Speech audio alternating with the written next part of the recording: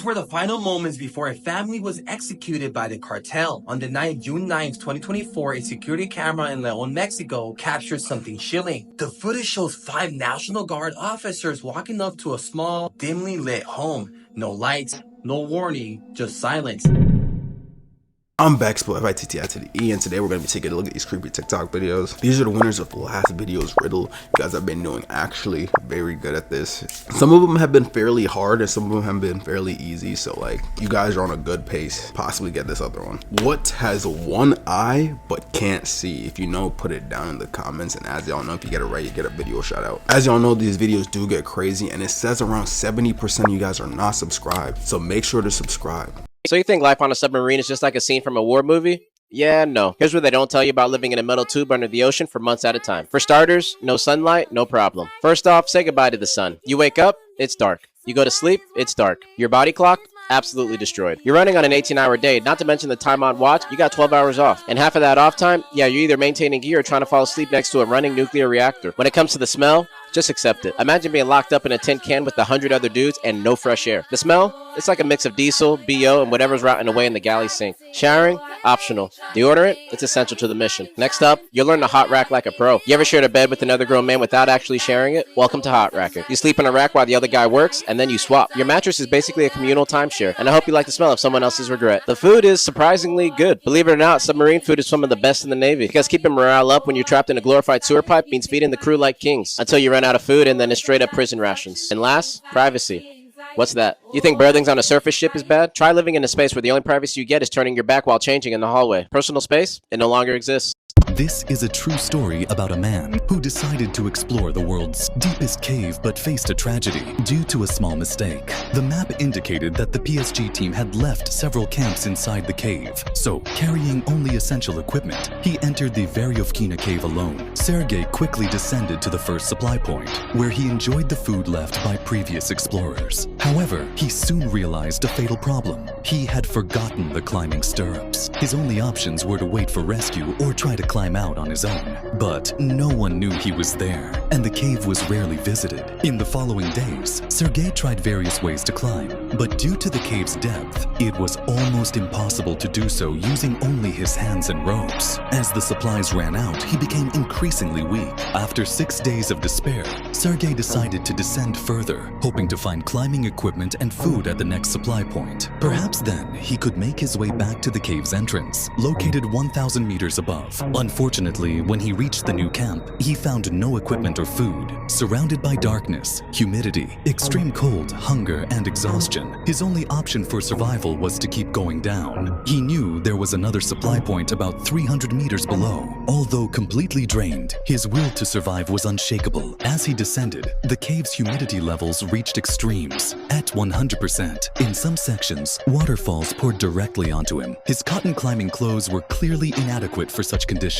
What happened in the next 20 meters remains a mystery. After Sergei failed to return on time, his wife grew worried and wanted to call the authorities, but she didn't know where he was. 9 months later, in August 2020, a TST team returned to the cave to map the area. They noticed a new rope at the entrance. When they descended to the first camp, they found a set of trekking poles and an ice axe, clear signs that someone had been there. Moving further down to the next camp, they found more evidence, and finally, about 10 meters deeper, they discovered Sergei's body. He had been there for a long time. The team was shocked. They retrieved Sergei's phone and confirmed his identity through the photos and messages. However, there was a major challenge. It was impossible to remove his body in one piece due to the difficulties of the rescue. After securing funding and his wife's permission, the team cut the body into smaller pieces and transported it out of the cave in stages. To prevent similar tragedies from happening again, the PSD team decided to prohibit anyone from entering the cave. The most disturbing things ever said by astronauts. In 2003, Chinese astronaut Yang Liwei was the first person from China to go to space. He was sent up all alone when suddenly, at one point during the mission, he hears a knocking sound on the outside of his spaceship. He recalls it as someone knocking the body of the spaceship, like hitting an iron bucket with a wooden hammer. He wasn't even able to recreate it, and to this day, experts have no idea what it could have been. During the Apollo 11 mission in 1969, when Neil and Buzz were on the lunar surface, Neil Armstrong unexpectedly switches to a medical communication channel and spoke directly to the chief medical officer, saying, and I quote, They're here, they're parked on the side of the crater, they're watching us. This was revealed in a documentary by former NASA employee Ken Johnston, but the original recordings are of course highly classified. Rumored to be a part of the infamous Apollo 11 missing 2 minutes, where on record Mission Control lost radio contact with the astronauts due to technical difficulties. In another 1995 documentary interview, former NASA astronaut Franklin Story Musgrave claimed to have been followed by a white 8-foot-long snake floating through space, saying, quote, "On 2 of my missions, and I still don't have an answer, I have seen a snake out there, 6, 7, 8 feet long. He said it appeared rubbery and followed him for quite a long time, floating in or near Earth's stratosphere." In the same interview, Musgrave also cryptically states that other civilizations have been around for millions of years that are doing unimaginable kinds of things. But you know, they were probably all just joking. If you had a choice to go to space, would you do it? I feel like going to space is on par with going to like the deep ocean. Putin is fully unleashing the Russian military on Ukraine.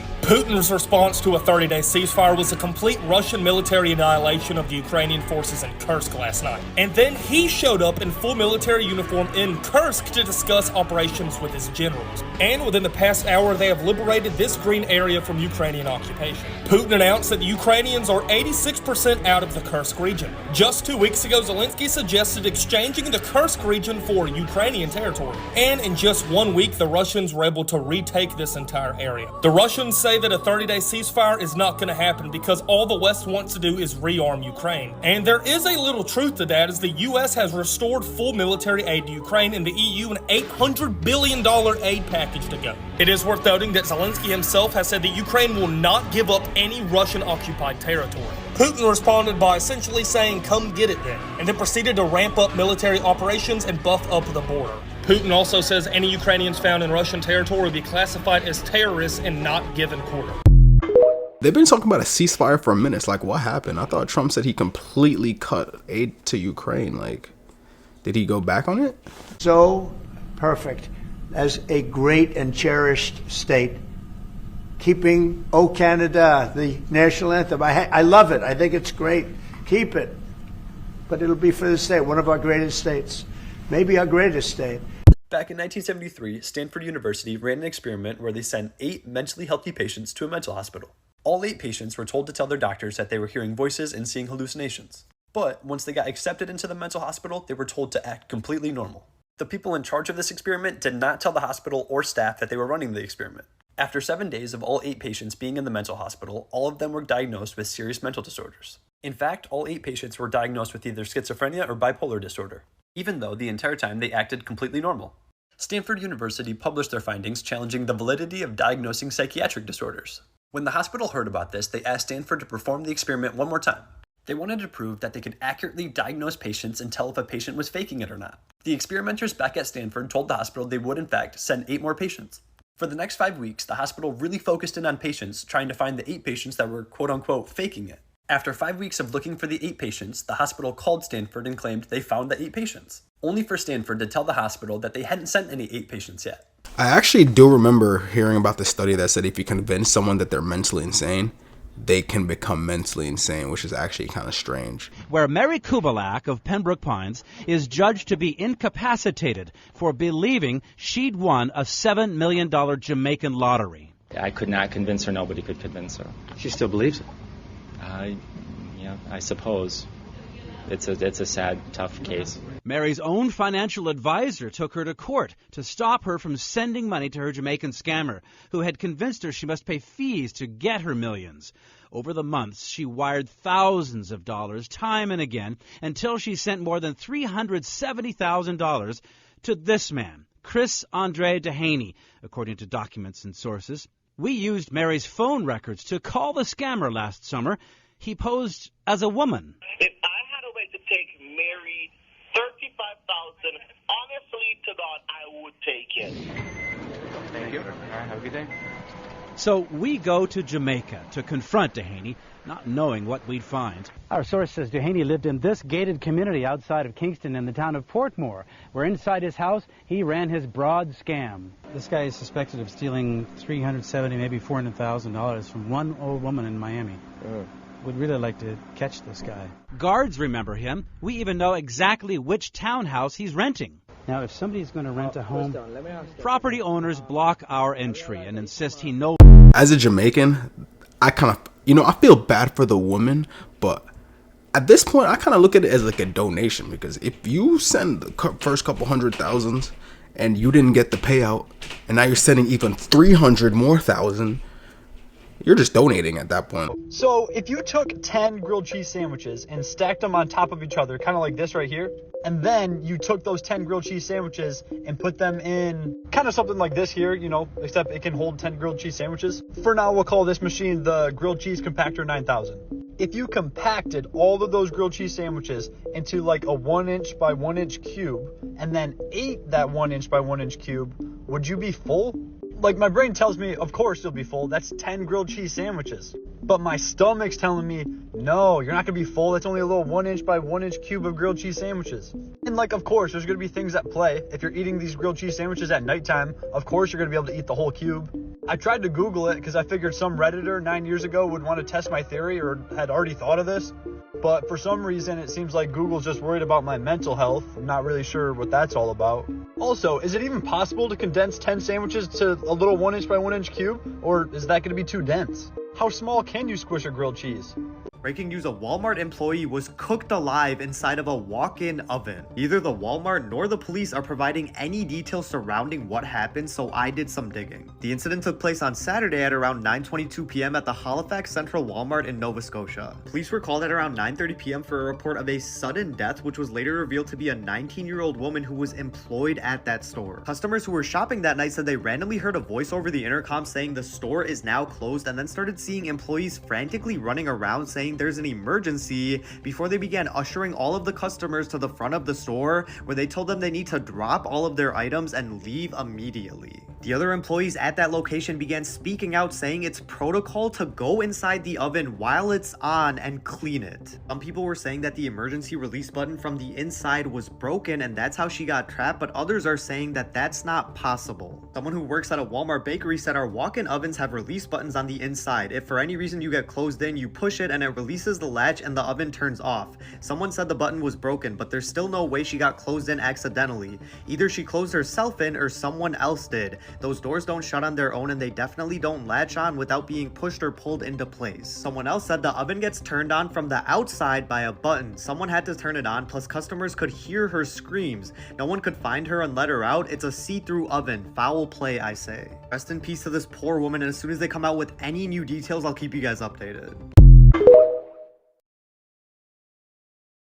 This is what orcas see in their nightmares. Allegedly. Let me explain. This is a pilot whale. It's the second biggest dolphin out here, second only to a high contrast attack Oreo. They're also the Ferraris of the ocean, since their hunting strategy involves them diving deep and sea sprinting towards their prey despite holding their breath the entire time. Which is conceptually terrifying for a dolphin that big, that fast, diving that deep. And maybe that's why they're one of the few things alive that can press an orca. Pilot whales can roll in pods that can get to over 100, and there have been reports of them swimming full speed at orcas and sending the plus-size apex predators packing. There was even one time scientists played the sounds of orcas feeding, which led to a pack of pilots pulling up on them. Now there's two reasons this could be happening. Their grocery lists overlap, and these are pilots competing for food. Or, and this is my theory, pilot whales practice the art of offensive self-defense, aka the honey badger method. That is, be so much of a migraine that most predators don't even bother. And with killer whales known to prey on pilots, pilot pod could be mobbing orcas, and the orcas know better than to start problems with a PTSD torpedo. But the beef ain't all the way figured out, because pilot whales will also mimic orca calls, and Neptune knows what they be saying. And apparently orcas near Iceland are terrified of pilot whales, even though there's very few cases of orcas hunting them, so they might just want all the smoke. And to add another layer to the beef, both pilot and humpback whales have been seen communicating and socializing with each other. The same humpbacks that have generational beef with a freed willy. So who knows what the pilots are packing. This is a true story about 5 adventure enthusiasts who went to explore the Gulu Cave. 4 of them entered the cave and mysteriously disappeared. When they were found, they were all huddled together, lifeless. But what exactly did they go through? The interior of the cave is shaped like an H, with two hollow spaces at the ends connected by a narrow, completely submerged tunnel. Without any specialized equipment, the four decided to cross the underwater tunnel using only a guiding rope while holding their breath. One of them, thinking it was too risky, chose not to participate. The other four entered the water one by one and disappeared. In about 30 seconds, they reached the hollow space on the other side. However, the narrow, submerged tunnel had a serious problem. The oxygen in the hollow space was limited and gradually decreasing without being replenished. When one of them noticed they were having difficulty breathing, they alerted the others. Due to the confined space, only one person could pass through the tunnel at a time. One of the women decided to try to return on her own. Holding her breath, she began to swim back but soon realized the difference in oxygen concentration between the two sides was extreme. Midway, she started feeling the effects of oxygen deprivation on her brain. In desperation, she lost hold of the guiding rope and began swimming aimlessly. She ended up in a dead-end tunnel, so narrow it was impossible to turn around. Struggling for her life, she tried to back out. But when she returned to the main passage, she was already out of air and lost all vital signs. Tragically, she was only one short stretch away from the exit. The other three, noticing no movement in the water, assumed she had already made it out safely. Another member held their breath and dove in. As they approached the exit, they found the companion's lifeless body blocking the tunnel. They desperately tried to push through, but her body was firmly wedged in the passage. With no space to turn back or move forward, they also succumbed. The two remaining members, unaware of the tragedy, repeated the same mistake, entering the tunnel one after the other. The already narrow passage became completely blocked by the bodies. All of them died facing unimaginable despair, staring directly at the exit. The only person who had stayed outside, worried after an hour without any news, called the police. When the rescue team drained the water from the cave, they found the bodies twisted and huddled together, evidence of the terrible suffering they endured in their final moments. After this tragic event, the cave was permanently sealed. I was talking to my friends about this the other day. I'm like, why would you want to go into a cave where you know you have to like crawl? You know what I'm saying? Like, if you see water and stuff in caves and you gotta like crawl into places, like, why would you do that to yourself? I feel like you're just asking to get set up, because some people be stuck like upside down in caves. It's just like, dude. This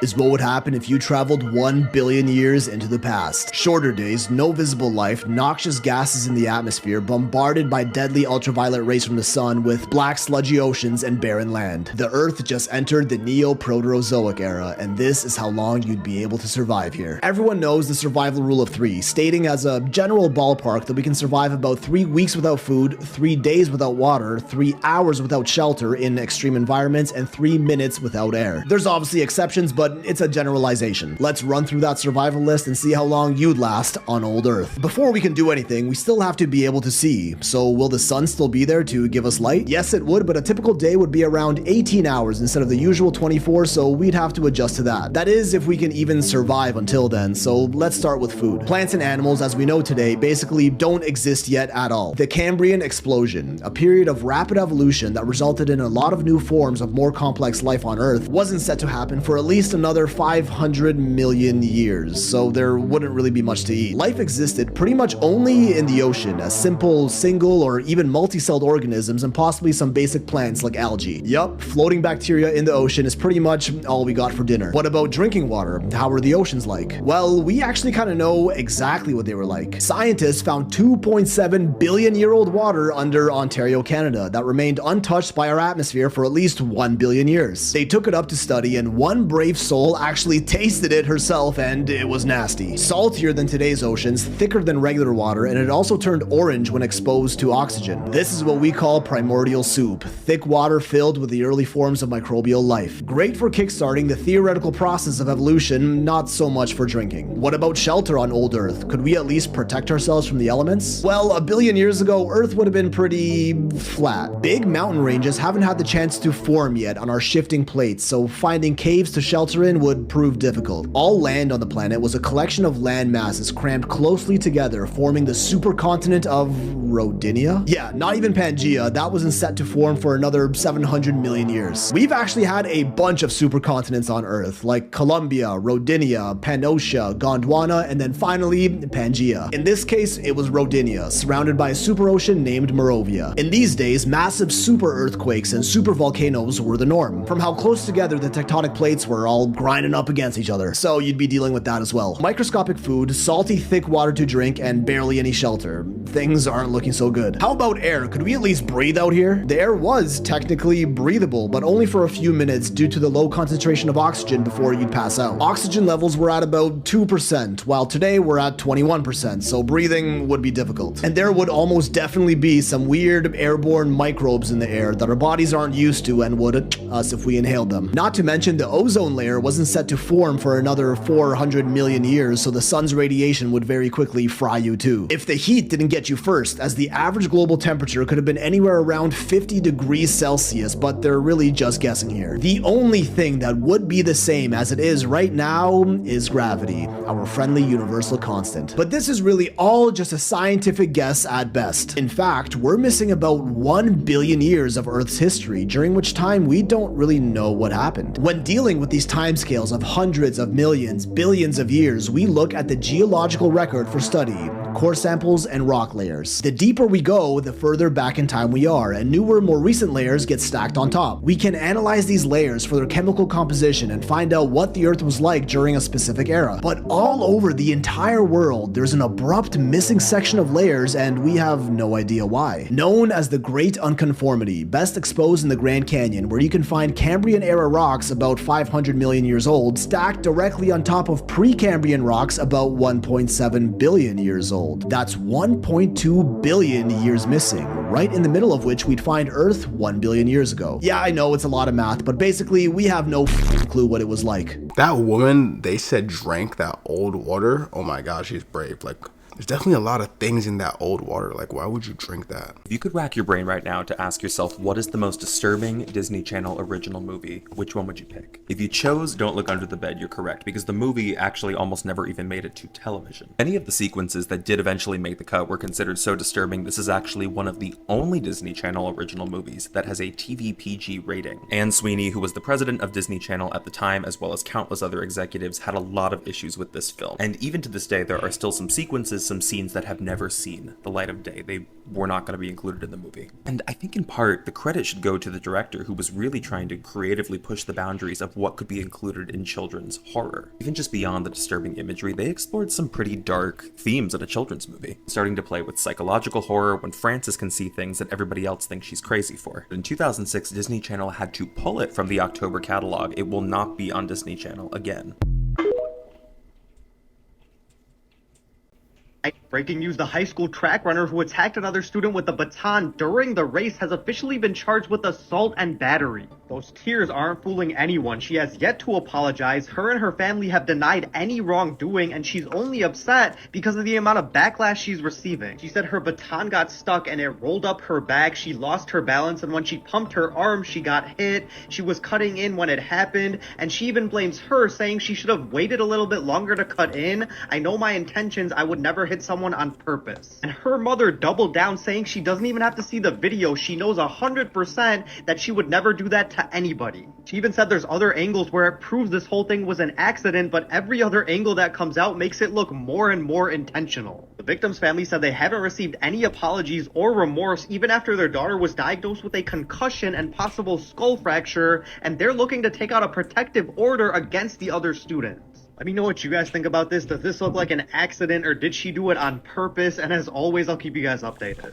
Yeah, I actually remember seeing that video, and I was kind of just like, that looked hella intentional.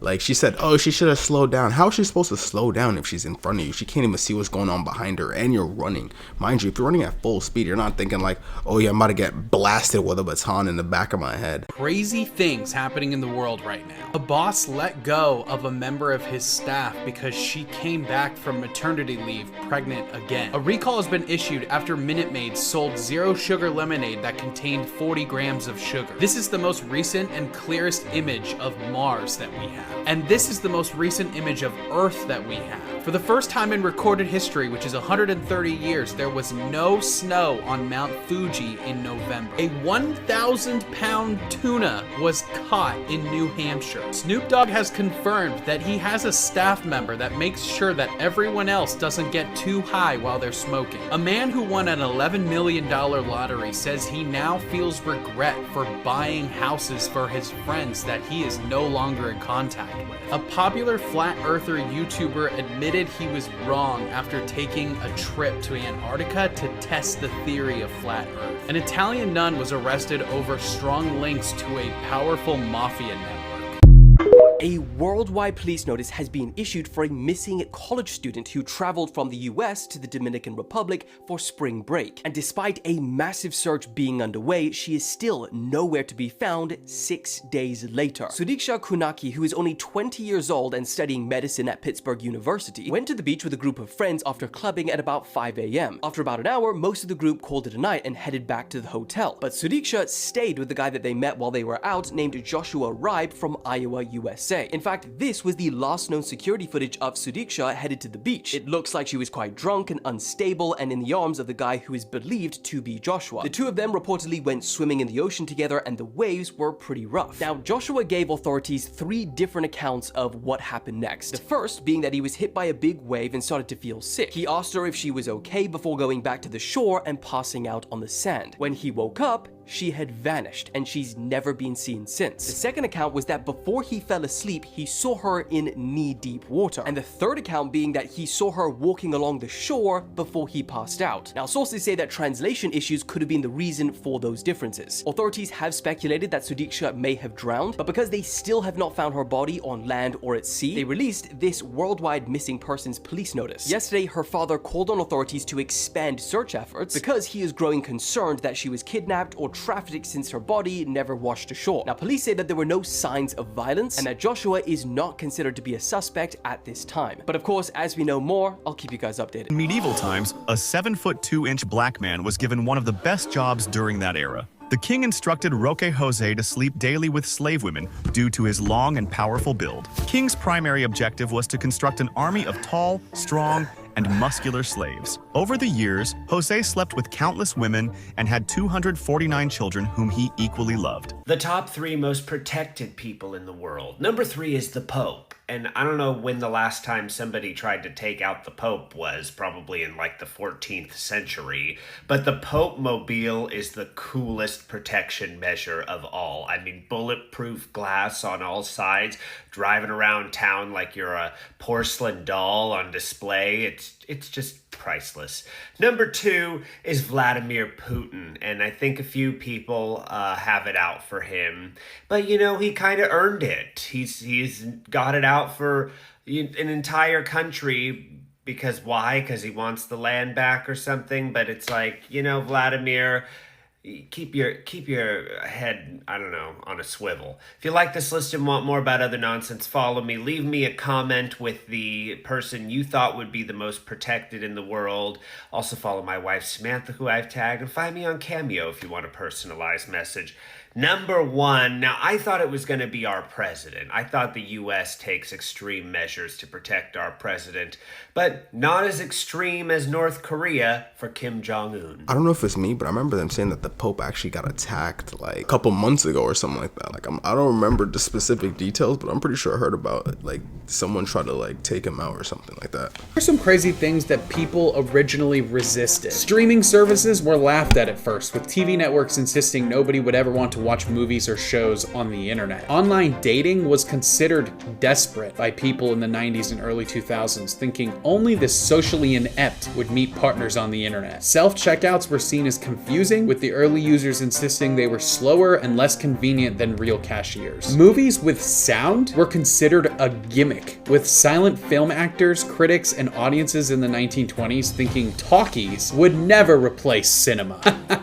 They were wrong. The Walkman was ridiculed by critics in the 1980s, insisting that nobody would ever want to listen to music alone on the go. Ebooks were hated by book lovers, with many refusing to believe digital reading could ever match the feel of paper. Airplanes were thought impossible, with respected scientists in the early 1900s claiming humans would never achieve powered flight, just 2 years before the Wright brothers proved them wrong. Cars were mocked as impractical, with people in the early 1900s calling them a passing fad because horses were way more reliable. Hey, that's proof that if someone laughs at you or said like, hey, you can't do this, or like no one would ever take you seriously, or no one is ever going to like your music, or no one's ever going to watch your YouTube videos, or no one's ever going to do this or that, it's fake. Because people always laugh at something until it actually works. This is the true story. A 17-year-old girl was at school when she suddenly started feeling severe pain. Not realizing she was going into labor, she rushed to the bathroom. But then, the unthinkable happened. She gave birth in the toilet. Desperate and afraid of being discovered, she took an extreme measure. She tried to flush the baby away,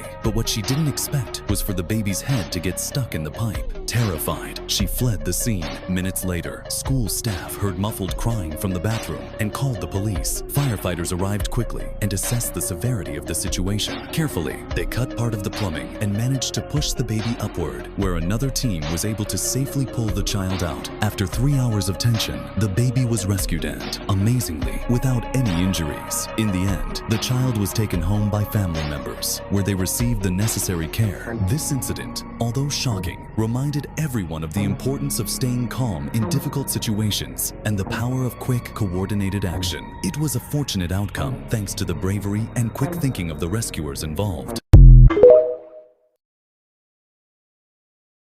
And sometimes you never know when you meet a psycho. Meet Senna. Meet Valkyrie. They was in that last picture I showed you. Look, they're right over here in the back. Anyway, Senna and Valkyrie are streamers. Very popular ones. In fact, one day they decide, you know what? Let's do a subathon. And what a subathon is a streamer will continuously stream as long as people subscribe to them. Subscribing to them like someone would subscribe to Netflix. You subscribe to them and they'll keep streaming. Usually people will cap it at like a month. But see, Senna and Valkyrie had a problem. As you live stream, you're live. So wherever you are in the world is wherever you are in the world. So they decide to go outside with another streamer named Emaru. Now, as they're walking about, they run into this guy named Russell. Russell says, oh my gosh, y'all are my favorite streamers. Like he just ran into them by coincidence. But people know the game by now. This is why you see some streamers walk around with security, because too many people run into them by coincidence. But boy was just asking for a picture. So the girl said, all right, come on. Take the picture. Boom. They said, all right, for sure, we out. They start leaving. Boy says, hey, can I hang out with y'all? Oh, and here we go. And boy got that mad shifty energy. He talking about, can I hang out? They're like, you know what? We gotta go. Like, we gotta go. He said, all right, for sure. And to all my young men out there who just don't understand, if she look at you like this, she don't like you. If she look at you like this, no, she not smiling at you. She's smiling because she's uncomfortable. She don't like you. You need to leave. So the girls are walking along, they get to their destination, having a good time, and they run into this dude. Does he look familiar? They said, nah, ain't no way that's bro. He not that crazy. He said, nah, I'm that crazy. Don't get it twisted. And here's where things start to get wicked. Yeah, look a little closer. Russell from earlier had a quick little outfit change and ran into them again. At this point, the streamers, as you could probably imagine, are freaked out, but they're still trying to keep it cool, kind of laughing it off a little bit. But then Broski starts to empty the clip with his weirdness. He says, strap in, can I sing? They said, what? He said, sing for a change. Matter of fact, can I have your number? He's specifically asking this streamer, Emaru, for her number. The girl who looked at him like this. She said, ooh, I don't got a phone. He said, don't worry, I got a phone. You could just put your number on mine. The streamers look at bro like, come on. He said, you know what? All right, let me just crash out. He gets up and starts to lose it. He says out his own mouth, all right, I'm gonna just keep following you then. They leave. They still laughing it off a little bit. They look back. Broski following them. At this point, the cameraman kind of in front of them, trying to block them.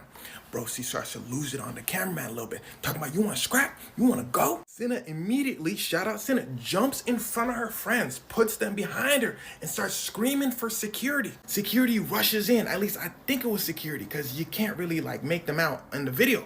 The security guard goes, hey, what's the problem? And suddenly Russell, the weird shifty dude that's following them, yells out, man, I'm a somebody. Starts reaching in his pocket. And boom, that was it. The girls take off screaming. They run into a store saying, help, help, somebody's trying to us. At this point, the camera's off. They mentioned this part afterwards. So the store people are just kind of looking at them. They don't really know what to do. And finally, one store person grabs them and brings them to the back. They call the police. Bro saw them go into the store and said, ooh, the block is hot. So he decides to leave. Too many people. And well, for some reason, the store people told Cinna, Valkyrie, and Emaru, the streamers, to leave. And so they hide in a shed for 15 minutes waiting for police. They assured their fans that they were okay and all was good. Psych, stupid. Another problem arises. The internet. As many of you are probably aware, some people on the internet just don't have sense and they always trying to figure something out. Too many people were online saying this interaction was staged. That's what the girls get for not having bodyguards. The cameraman should have threw the camera down and started throwing hands. Now that last one isn't too unreasonable, but the problem is you're focused on the wrong guy. And you don't know what the cameraman was doing behind the scenes. So Cinna and Valkyrie went live to address the situation. They said, first of all, they had to stop their subathon because, you know, they got to process everything. Second of all, the police are involved.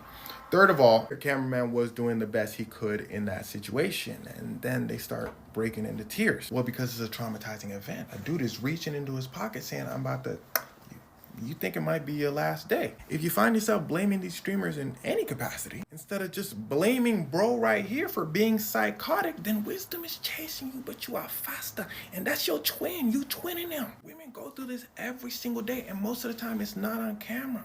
To all my young women out there, if you ever find yourself in a situation like this, my advice to you is guys are weird. If you even shake wrong, run. Zero politeness 2025. If you get that weird feeling, leave immediately. If they keep following you, scream for help like these young ladies did, and you keep asking until somebody helps you. Because like I tell my sister, 90% of the time, being polite and just saying no thank you will work. But at 10% chance you meet a real weirdo that just won't take no for an answer, those numbers are too great for me.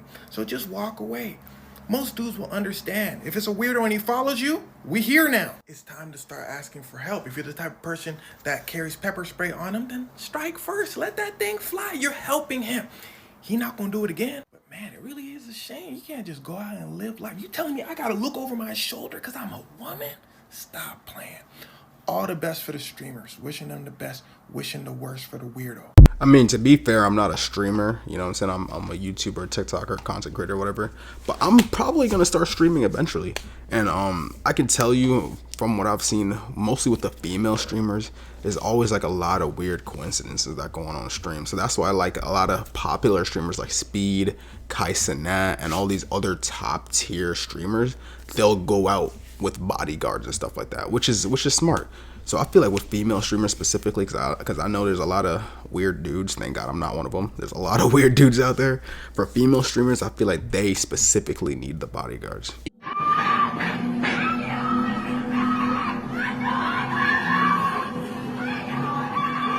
These were the final moments before a family was executed by the cartel. On the night June 9th, 2024, a security camera in León, Mexico captured something chilling. The footage shows 5 National Guard officers walking up to a small, dimly lit home. No lights, no warning, just silence. They forced their way inside, no warrant, no explanation. For 7 minutes, they searched the place.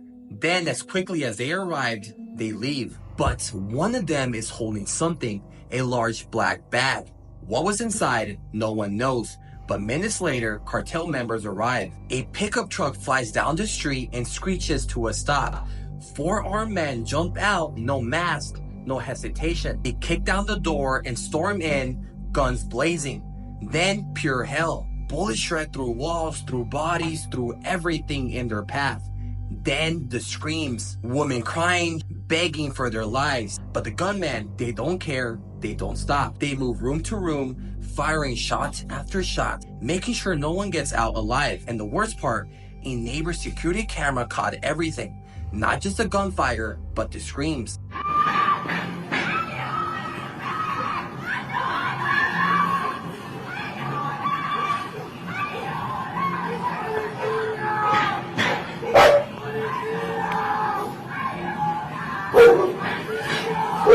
When authorities arrive, it's a massacre. 4 women, a 2-year-old toddler, and a 3-month-old baby, all executed. The only survivors, 2 men who barely escaped by hiding on the roof.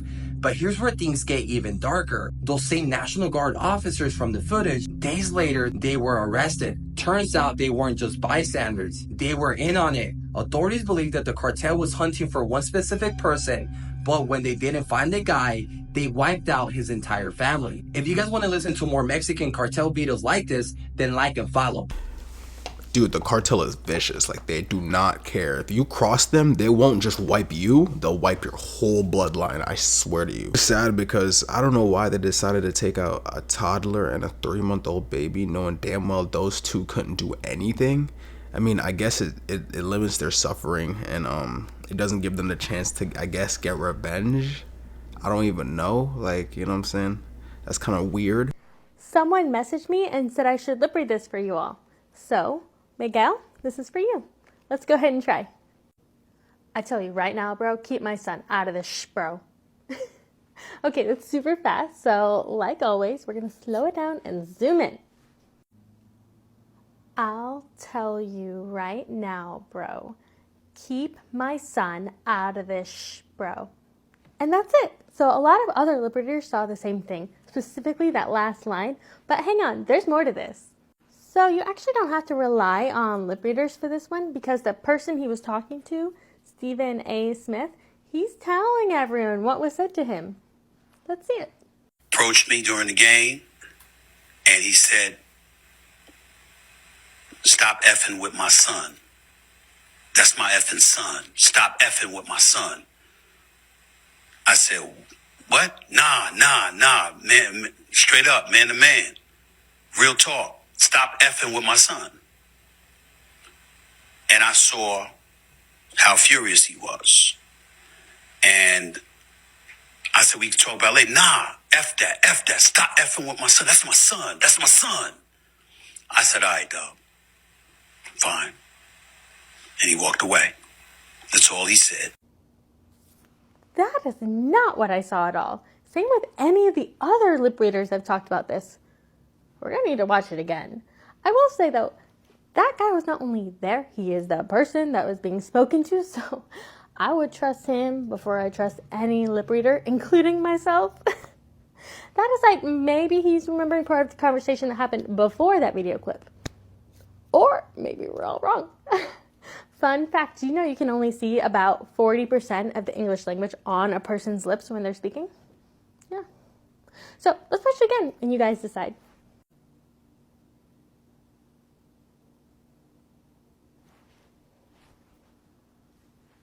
Well, I don't think he necessarily said exactly what LeBron was saying. I think he was just mostly giving like a rundown, like, you know, he was just telling me to like stop talking about his son like that. But in my opinion, I get where LeBron's coming from as a father, but he also got to understand that Stephen A is a commentator and he can make any opinion-based comment on anyone in the NBA specifically. So I don't necessarily think LeBron should have bugged about it. And although he was calling his son trash, but to be fair, his son kind of is trash. I mean, he's getting better, obviously. Like, as you do things and you get more used to things, you get better. But LeBron's son is only in the NBA, in my opinion, because he's LeBron's son. Like, I'm gonna keep it a buck. Like, you know what I'm saying? Remember, 70% of you guys are not subscribed, so make sure to subscribe. And if you haven't seen my haunted vlog video, check it out. It's coming right after this video. It's about to pop up, so please check it out. Love y'all. Thank you all for watching this here video. Please like and subscribe.